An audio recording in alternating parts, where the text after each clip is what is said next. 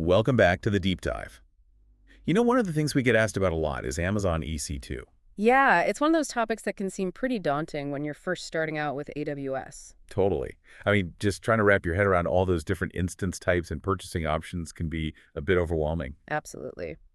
So for this deep dive, we thought we'd really get into the nitty-gritty of EC2, breaking down those core concepts and offering some practical insights based on the research you sent over. Right. The material covers a lot of ground.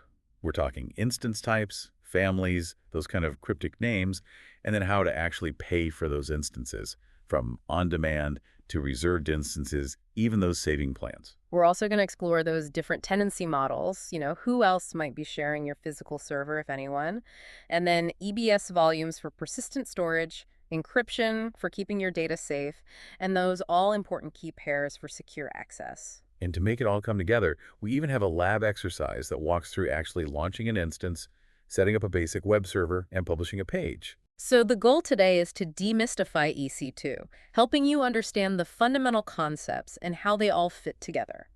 All right, let's start with those instance types.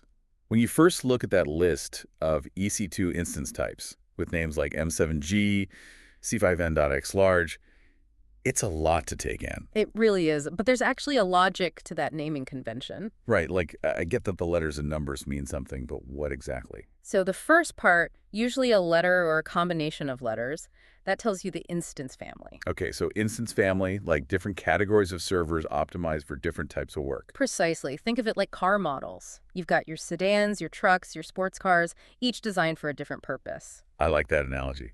So what are some of these key families and what are they best suited for? Well, you've got the general purpose family, often denoted by the letter M. These are like the all-rounders. So like a good sedan, solid and reliable. Exactly. Instances like the M7G or the M6G, they're great for things like web servers, application servers, even managing code repositories. Any situation where you need a balance of compute, memory, and networking. Got it. The workhorse of the EC2 world. Yeah. What about when you need raw processing power? That's where the compute optimized family comes in. These are designated by C. So C for compute. Exactly. These instances PAP high-performance processors, making them ideal for tasks like batch processing, video encoding, high-performance web servers, gaming servers, you name it. So if you're doing heavy number crunching, this is the family to go for. You'll often see instances like the C7G or the C4 in this category. Sometimes you'll see an N in the name, like C7GN, which usually means they've got enhanced networking capabilities. Which makes sense if you're handling a lot of data. Yeah. Okay, what if memory capacity is your main concern? Then you want to look at the memory optimized family. Those typically start with an R. So R for RAM, I'm guessing. Exactly. These are designed for workloads that need a lot of memory, like in-memory databases, real-time big data analytics, and high-performance computing. Instances like the R5 and the R6G are great examples. Got it. So we've got general purpose, compute optimized, and memory optimized. What about some of the other families? Well, there's the accelerated computing family, often starting with letters like P, F, or VT. These instances incorporate hardware accelerators like GPUs to speed up specific types of computations. So those are for things like graphics rendering, machine learning, that kind of thing. Exactly. Then there are the storage optimized instances, which usually have prefixes like D, I, or H. As you might guess, they're designed for workloads that need high disk throughput and IOPS. And IOPS, just to remind everyone, that's input-output operations per second, essentially how fast the storage can handle reads and writes. Exactly. This is important for things like big data processing and data warehouses where you're constantly accessing vast amounts of data. Right. And finally, there's the HPC optimized family, denoted by HPC, for those really demanding scientific simulations and deep learning tasks. Now, you also mentioned Nitro instances and ARM-based instances. What's the story with those? So Nitro isn't really a separate family. It's more like a system architecture that underlies many of the newer EC2 instances. So it's like the foundation, the platform on which these instances are built. Exactly. It's a combination of AWS-designed hardware and software that improves performance, security, and scalability. Many newer generation instances, like those in the C, M, and T families, are built on Nitro. And what about ARM-based instances? ARM-based instances, often with an A prefix or a G suffix, use processors based on the ARM architecture. They tend to be very cost-effective for certain types of workloads like web servers, containers, and microservices. Okay, so choosing the right family is about understanding what each family is optimized for and matching that to your specific needs. Absolutely. It impacts both performance and cost. Picking the wrong family could lead to your applications running slowly or costing more than they should. So once you've figured out the right type of instance, the next big question is, how do you actually pay for it? Right. There are several purchasing options. The most straightforward is on-demand instances. So that's like pay as you go. Right. Exactly. You only pay for the compute capacity you use by the hour. It's great for unpredictable workloads or short-term projects where you don't know exactly how much compute power you'll need or for how long. So like renting a car for a weekend trip. But what if you have more predictable long-term needs? That's where reserved instances come in. And those offer a discount, right? Yes, reserved instances offer significant discounts compared to on-demand pricing. We're talking up to 75% off. But there's a catch. You have to commit to using that instance for a 1 or 3-year term. Okay, so it's like signing a lease for an apartment. You get a lower monthly rate, but you're locked in for a certain period. Exactly. Reserved instances are great for steady-state workloads where you know you'll need a certain amount of compute capacity consistently over a long period of time. But what if your needs change within that 1 or 3-year commitment? That's a good point. Yeah. There is a risk of underutilization if your needs change. AWS does offer some flexibility, like being able to modify the size of your instance within the same family, or even selling your unused reserved capacity in the marketplace, but it's something to consider carefully. Okay, so if you're confident in your long-term needs, reserved instances can save you a lot of money. Fair. Now, you mentioned different ways to pay for reserved instances as well. Yes, there are 3 payment options: all upfront, partial upfront, and no upfront. And each option has a different discount structure, right? All upfront gives you the biggest discount because you pay the entire cost of the reservation right at the beginning. Partial upfront requires a smaller upfront payment, and then you pay the rest in monthly installments. No upfront doesn't require any upfront payment, but you pay a higher hourly rate. So, choosing the right payment option really depends on your budget and cash flow. Okay, now what about those spot instances? Spot instances. Those are where things get really interesting. They can save you a lot of money, but they can be a bit tricky, right? They can indeed. Spot instances let you tap into unused EC2 capacity at potentially huge discounts, sometimes up to 90% off the on-demand price. Wow, 90%. That's a big incentive. But there's a catch, isn't there? There is. The catch is that spot instances can be interrupted with only a 2-minute warning. Oh, so it's like getting a really cheap flight, but you might get bumped if someone else is willing to pay more. That's a good way to think about it. So spot instances are best suited for workloads that can tolerate interruptions, like certain batch processing jobs, rendering tasks, or large-scale testing environments. You're really taking a gamble, but if it works out, the savings can be huge. Okay, so we've got on-demand for flexibility, reserved for predictable savings, and spot for potentially huge discounts, but with the risk of interruption. Now, what about saving plans? They seem to be another way to save money, but perhaps with more flexibility than reserved instances. That's a good way to put it. Saving plans offer discounts on your compute usage, but instead of committing to a specific instance type, you're committing to a certain amount of compute usage over a 1 or 3-year term. And this covers EC2, Fargate, and Lambda, right? That's right. Saving plans can apply to any of those services, and the discounts can be significant, up to 72% compared to on-demand rates. 72%, that's almost as good as spot instances. But there must be different types of saving plans, right? There are. You've got compute saving plans, which are the most flexible. You basically commit to spending a certain dollar amount per hour on compute, and you can use that commitment for any combination of EC2, Fargate, and Lambda. So it's like saying, I'm going to spend at least this much on compute over the next year, and you give me a discount. Exactly. Then there are EC2 instance saving plans. These are similar to reserved instances, but instead of committing to a specific instance size, you commit to an instance family. So if I commit to the M5 family, I can still switch between different M5 sizes within that family and get the discount. Exactly.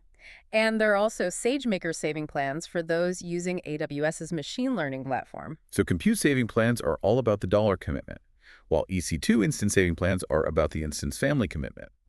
And just like reserved instances, there are all upfront, partial upfront, and no upfront payment options for saving plans. That's right. But here's a really important point. Saving plans are non-refundable and cannot be canceled or modified once you purchase them. So careful planning is absolutely essential. It sounds like you really need to understand your long-term compute needs before jumping into saving plans. Okay, let's shift gears a bit and talk about tenancy. In this context, what exactly does tenancy refer to? Tenancy, in the world of EC2, refers to how physical hardware is allocated to your instances. So it's about where your virtual servers are actually running. Exactly. The most common model is shared tenancy. So that means multiple AWS customers might be running their instances on the same physical server. That's right. But don't worry, your instances are isolated from each other at the software level through virtualization. So it's like living in an apartment building. You share the building with other tenants, but you have your own private apartment. Precisely. Shared tenancy is the most cost-effective option and is perfectly fine for most use cases. Okay, what about the other options? Well, there's dedicated tenancy, where your instances run on hardware that's dedicated exclusively to you. So no noisy neighbors. Exactly. There are two types of dedicated tenancy: dedicated hosts and dedicated instances. And what's the difference? With dedicated hosts, you essentially rent an entire physical server. So it's like renting out the whole apartment building. Exactly. And then you can run multiple EC2 instances on that host. You're billed hourly for the entire host. Okay, what about dedicated instances? Dedicated instances still give you dedicated hardware, but at the individual instance level. So it's like renting a specific apartment in a building where you're guaranteed to be the only tenant on your floor. Precisely. You're billed at a higher rate per instance, but you don't have the same level of control over the physical server itself. So choosing the right tenancy model depends on your specific needs, whether it's regulatory compliance, security concerns, or just wanting complete control over your environment. Exactly. And you can't change the tenancy of an instance after it's been launched, so it's a decision you need to make upfront. All right, let's talk about storage. EC2 instances themselves don't come with persistent storage by default, do they? That's right. Instant storage is ephemeral, meaning it disappears when the instance is terminated. So if you want to store data that persists even if the instance is stopped or terminated, you need to use EBS volumes.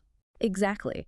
EBS, or Elastic Block Store, provides durable, block-level storage volumes that you can attach to your instances. So think of them like virtual hard drives that you can connect to your virtual servers. Exactly. They're independent of the instance lifecycle, so your data remains safe even if the instance is terminated.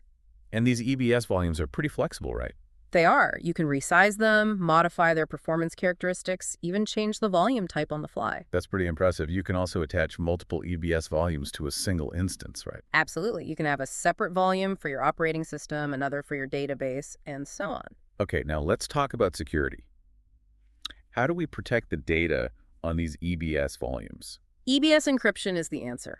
It encrypts your data both at rest and in transit, meaning your data is protected both when it's sitting on the storage volume and when it's moving between the instance and the volume. So it's like having a safe for your virtual hard drive. It uses strong encryption keys managed by KMS, AWS's key management service, and the AES 256 algorithm, which is a very robust encryption standard. So it's like the kind of encryption used by governments and banks to protect sensitive information. Exactly. And the best part is that encryption is pretty seamless. You can encrypt both your boot volumes and your data volumes, and when you create snapshots, they're automatically encrypted as well. Okay, so encryption is essential for protecting your data. Now, how do we actually get secure access to these instances in the first place? EC2 uses key pairs for that. And a key pair consists of two parts, a private key and a public key. Exactly. The public key is stored by AWS and is associated with your instance, while the private key is something you keep safe and secure. And you need that private key to connect to your instance? Exactly. It's like a digital key that unlocks the door to your server. And it's much more secure than using passwords. Absolutely. Passwords can be guessed or stolen, but a private key is much harder to compromise. But it's crucial to keep your private key safe, because if you lose it, you lose access to your instance. There's no way to recover it. It sounds like losing your private key is a bit like losing the keys to your house. You're locked out. Exactly. So treat your private keys with the utmost care. Okay, now, to really solidify our understanding, let's walk through that practical lab exercise. What were the key takeaways from actually launching an instance and setting up a basic web server? Right. So the lab walked us through launching an Amazon Linux 2 instance.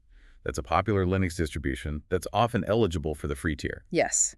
It used a T2.micro instance, which is a small, low-cost instance type, perfect for learning and experimentation. We then created a key pair, which we needed for secure access. Right, and then we configured the security group, which acts like a firewall for your instance. So we allowed SSH traffic so we could connect to the instance and HTTP traffic so we could access the web server we were going to set up. Exactly.